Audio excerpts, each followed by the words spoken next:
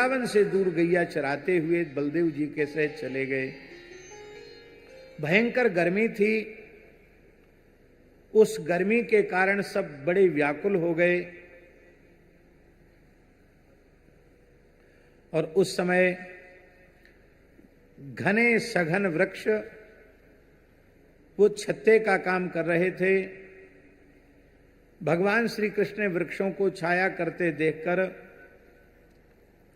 अपने सखाओं का संबोधन करते हुए कहा, हे स्तोक कृष्ण, हे अंशु, हे श्रीदामा, हे सुबल, हे अर्जुन, हे विशाल, हे ऋषभ, हे तेजस्वी, हे देवप्रस्थ, हे वरुथप, हे प्यारे मित्रों, ये वृक्ष कितने अद्भुत हैं।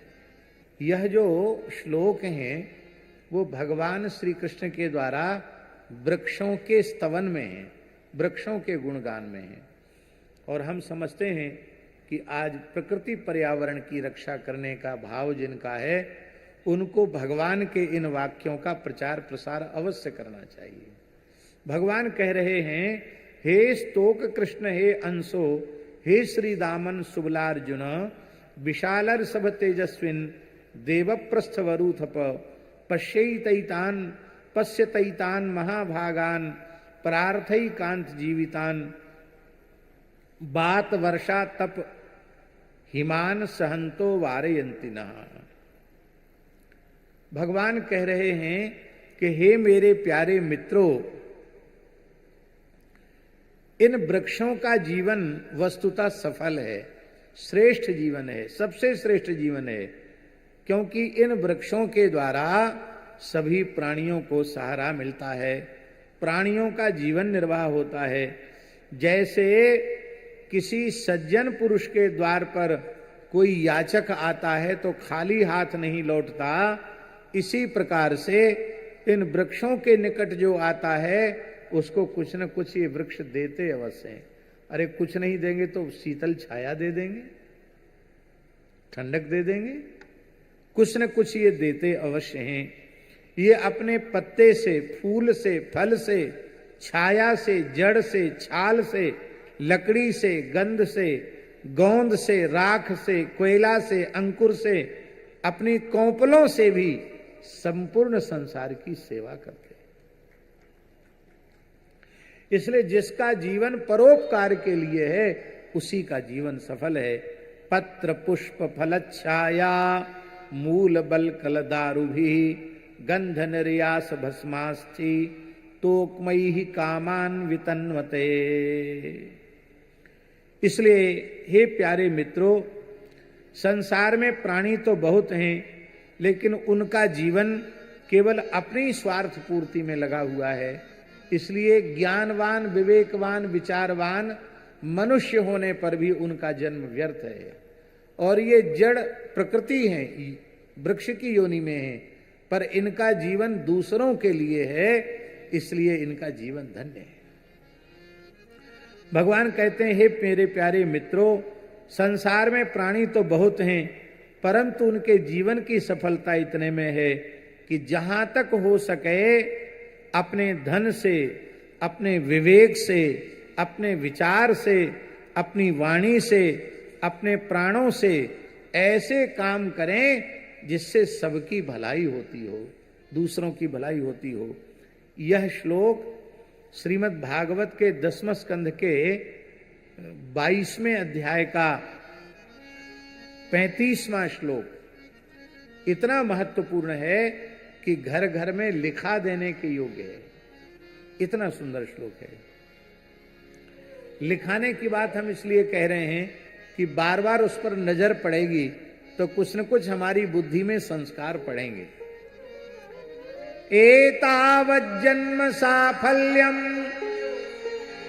देहिनामिह देहिषु प्राणैरर्थैर्धिया वाचा श्रेय एवाचरेत सदा।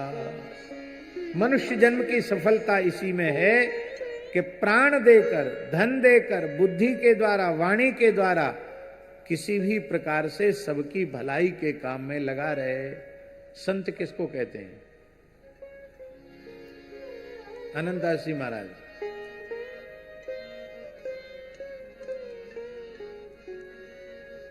लाल कपड़े वाले को कि सफेद कपड़े वाले को कि पीला कपड़े वाले को कि काला कपड़े वाले को कि खड़ा तिलक लगाने वाले को कि आड़ा तिलक लगाने वाले को कि तिलक न लगाने वाले को,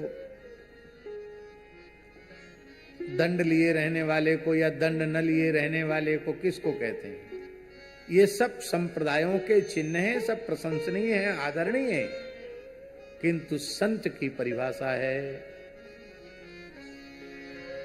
आइए आइए, संत की बात चल रही थी। देवलिया के महंत श्री जगदीश दास जी महाराज कृपा पूर्वक पधारे हैं, हम उनका स्वागत करते हैं।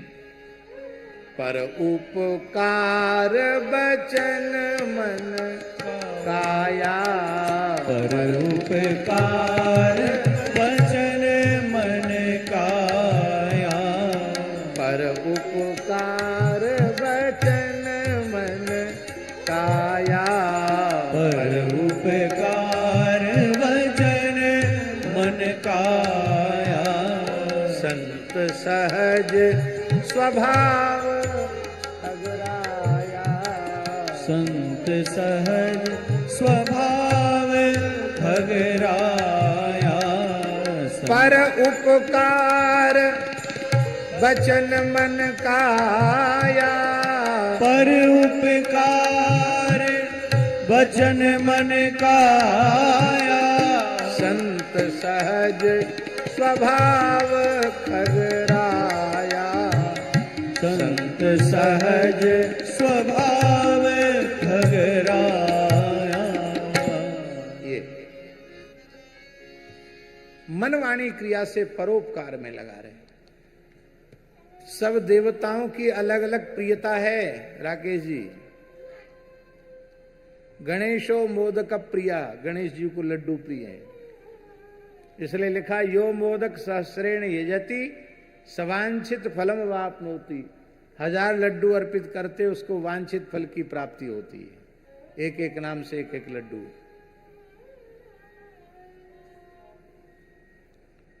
गणेशो मोदक प्रिय,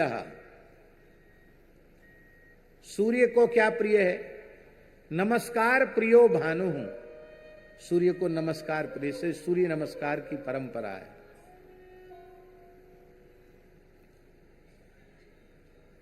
भगवती को क्या प्रिय है?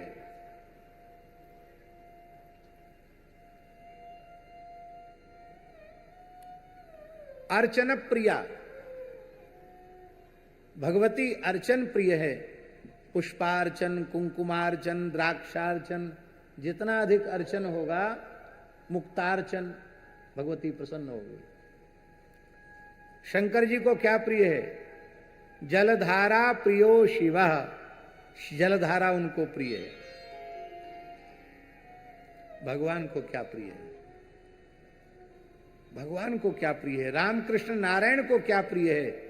बोले उपकार प्रियो विष्णु, भगवान को उपकार प्रिय है।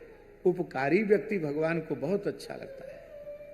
इसलिए परोपकार किसी को दिखाने के लिए नहीं, नाम और कीर्ति बटोरने के लिए नहीं, परोपकार की वृत्ति हमारा स्वभाव बन जाना चाहिए, हमारी आदत बन जाए। हमारे द्वारा कभी किसी का अहित न हो, सभी प्राणियों का हित ही हमारे द्वारा हो। एक होता हित और एक होता है परम हित। हित है जो संसार की वस्तुओं का अभाव उसके जीवन में है और आप उस अभाव की पूर्ति कर सकते हैं, तो बिना मांगे आप उसकी पूर्ति कर दो, ये हुआ हित।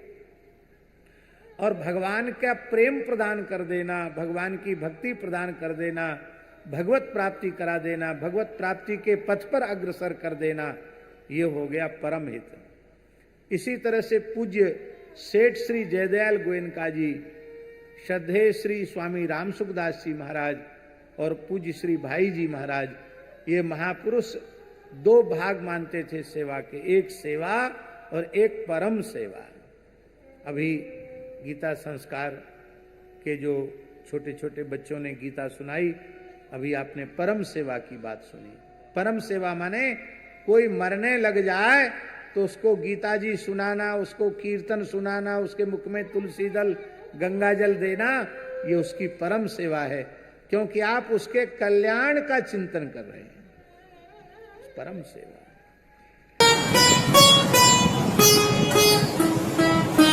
श्री सीताराम प्रतिदिन सत्संग एवं दर्शन के लिए श्री महाराज जी के ऑफिशियल चैनल को जरूर सब्सक्राइब करें।